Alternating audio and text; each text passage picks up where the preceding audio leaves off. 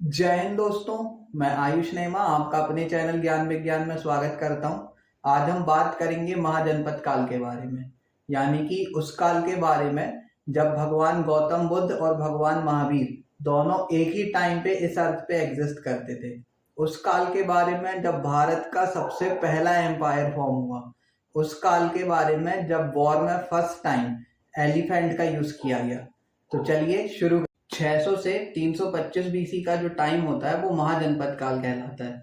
महाजनपद काल में 16 महाजनपद थे, जिनमें से कुछ महाजनपद मोनार्कियल थे और कुछ रिपब्लिकन थे।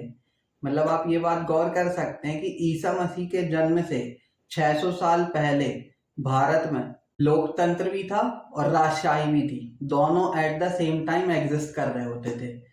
तो अगर हम बात करें महाजनपद काल में, तो मगध, कोसला, अवंती और बदसा, इन चार राज्यों के बीच में पावर स्ट्रगल चल रहा होता है, जिसमें से मगध विजयी होता है। उसकी विजय के जो अगर हम कारण देखें तो मेन कारण कुछ निकल के आते हैं कि मगध की जो जियोग्राफिकल कंडीशन थी वो अच्छी थी। आयरन डिपॉजिट मगध वाले एरिया में काफी थे। एंड सेकंड अगर हम देखें तो फूड सरप्लस था यहाँ पे। एंड उसके बाद अगर हम देखें तो फर्स्ट टाइम जो वॉर में एलिफेंट यूज किया गया था वो मगध एम्पायर ने किया था। इस कारण मगध जो है वो सारे एम्पायर्स पे अपना एक तरह से प्रभुत्व स्थापित कर लेता है और विक्टोरियस बन जाता है। 544 बीसी से 412 बीसी के बीच पे मगध में हर्यंका डायनेस्टी का शासन होता है। हर्यंका डायनेस्टी की स्थापना जो है वो बिंबिसार ने की होती है। बिंबिसार का जो बेटा होता है अजात शत्रु, वो उनको मार के शासन पर अपना अधिकार कर लेता है। अजात शत्रु के टाइम पर ही फर्स्ट बुद्धिस्ट काउंसिल होती है। हर्यंका डायनेस्टी के बाद मगध पर शिशुनाग डायनेस्टी का शासन होता है। हर्यंका डायनेस्टी का जो लास्ट रूलर होता है नाग दशक, वो उतना अच्छा शासक नहीं होता, तो लोग उसे हटा के शिशुनाग को शासन सौंप देते हैं। तो इस तरह से शिशुनाग डायनेस्टी की स्थापना होती है। शिशुनाग को कालाशोक सक्सीड करता है। कालाशोक के ही शासन काल में सेकेंड बुद्धिस्ट काउंसिल होती है। शिशुनाग डायनेस्टी के बाद नंदा डायनेस्टी की शुरुआत होती है, जो पूरे के पूरे महाजनपद काल में सबसे प्रमुख शासन होता है, या यूं कहना चाहिए सबसे शक्तिशाली शासन जो होता है वो नंदा डायनेस्टी का होता है पूरे के पूरे महाजनपद काल में। नंदा डायनेस्टी की स्थापना महापद्मानंद ने की थी। महापद्मानंद को विभिन्न उपाधियां दी गई थी, जैसे कि सर्वशत्रंका, यानी कि destroyer of all the Kshatriyas, सभी क्षत्रियों का विनाशक।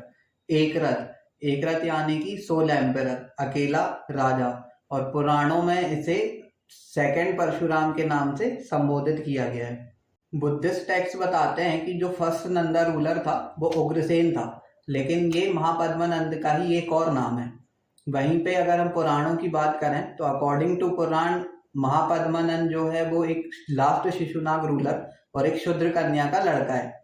वहीं पे अगर हम बुद्धिस्ट टेक्स्ट की बात करें तो उनके अकॉर्डिंग महापद्मानंद एक लुटेरा था जो आगे चल के राजा बन गया। और अगर दूसरे सोर्सेज जैसे कि ग्रीसो रोमन सोर्सेज की बात करें तो उनके अकॉर्डिंग महापद्मानंद एक बार्बर था, यानी कि बाल काटने वाला, जिसने आगे चल के थ्रोन कैप्चर कर लिया। तो इन सब बातों से अगर हम देखें तो महापद्मानंद की जो एक तरह से जाति कह लें तो वो शूद्र निकल के आती है, मतलब जो कि हमारे समाज में नीची जाति कंसीडर की जाती है, तो वो एक शूद्र जाति से बिलोंग करता था। और ये बात गौर करने वाली है कि शूद्र जाति से बिलोंग करते हुए वो भारत का पहला एम्पायर फॉर्म करता है। और सिर्फ एम्पायर फॉर्म नहीं करता, आगे चल के अगर हम देखें तो उसी की डायनेस्टी में जो धनानंद होता है, जिसको मार के चंद्रगुप्त मौर्य मौर्य वंश की स्थापना करते हैं, उसके अंडर में उसका जो अमात्य होता है वो ब्राह्मण होता है। मतलब शूद्र के अंडर में ब्राह्मण काम कर रहे होते हैं और उनको इस बात में कोई ऐसा संकोच नहीं होता है।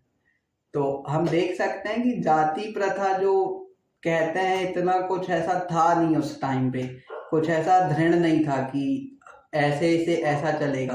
भारत पर जो सिकंदर का आक्रमण हुआ था वो नंदा डायनेस्टी के टाइम ही हुआ था।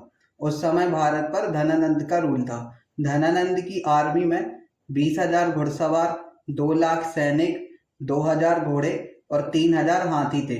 कुछ इतिहासकारों का मानना है कि धनानंद की इतनी बड़ी आर्मी से सिकंदर डर गया था और उसने अपना अभियान रोक दिया था। नंदा डायनेस्टी के लास्ट रूलर महापद्मानंद को चंद्रगुप्त मौर्य वॉर में हरा देते हैं एंड यहाँ से नंदा डायनेस्टी का अंत हो जाता है। और नंदा डायनेस्टी के अंत के साथ ही महाजनपद काल भी खत्म हो जाता है एंड इसके बाद मौर्य काल चालू होता है।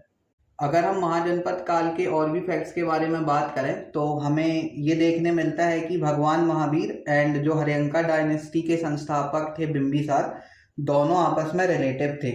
महावीर की माँ वैशाली के राजा चेतक की बहन थी एंड बिंबिसार की वाइफ चेतक की डॉटर थी। अगर हम बात करें तो बौद्ध और जैन दोनों ही धर्मों को महाजनपद काल में समान सम्मान और संरक्षण मिला। इवन हम देखेंगे तो अजात शत्रु ने भी लास्ट में जाके बौद्ध धर्म अपना लिया था एंड उनके ही शासन काल में फर्स्ट बुद्धिस्ट काउंसिल होस्ट हुई। तो हम देखते हैं कि ये जो पीरियड है इसमें एक ही टाइम पे मोनार्कियल रिपब्लिकन स्टेट एग्जिस्ट कर रहे हैं। एक ही टाइम पे हम देखेंगे कि भगवान महावीर एंड भगवान गौतम बुद्ध एग्जिस्ट कर रहे हैं।